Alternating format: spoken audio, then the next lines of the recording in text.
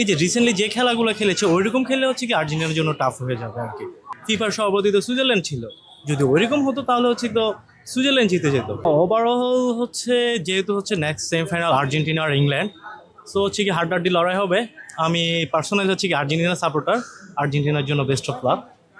আর Spain আর ফ্রান্সের মধ্যে হচ্ছে কি এবারে চারটা যে মানে চারোটা হচ্ছে কি আগেও যেহেতু খেলেছে সেমিফাইনাল, স্পেন আর ফ্রান্সের মধ্যে হচ্ছে গিয়ে স্পেনই মোটামুটি হচ্ছে গিয়ে কোয়ালিফাই করবে মনে হচ্ছে আর কি।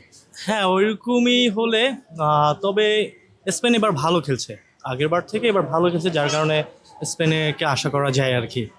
এখন চ্যাম্পিয়ন হলে যেহেতু আমি আর্জেন্টিনা করি, সো হচ্ছে গিয়ে আমার এখান থেকে হচ্ছে গিয়ে প্রেফার করবে আর্জেন্টিনা চ্যাম্পিয়ন হবে ইনশাল্লাহ।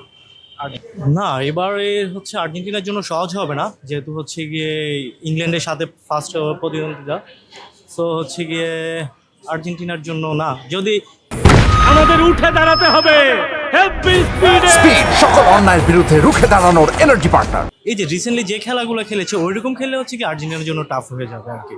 এখন হচ্ছে গিয়ে ওদের স্ট্র্যাটেজিটা হচ্ছে গিয়ে চেঞ্জ করা লাগবে। না আসলে এগুলো হচ্ছে গিয়ে গুজব, এখন এই জিনিসগুলো হচ্ছে গিয়ে বাংলাদেশে হয় বেশিরভাগ, বাইরে কিন্তু ওইরকম হচ্ছে আলাপ হয় না যে ফিফা কিনে নিয়েছে। কেন ফিফার হচ্ছে লাস্ট ম্যাচ হয়েছে তো সুইজারল্যান্ডের সাথে আর্জেন্টিনা, ফিফার সভাপতি তো সুইজারল্যান্ড ছিল, যদি ওইরকম হতো তাহলে হচ্ছে তো সুইজারল্যান্ড জিতে যেত, ফিফা এনি হাউ সুইজারল্যান্ডকে জিতিয়ে ফেলতো আর কি।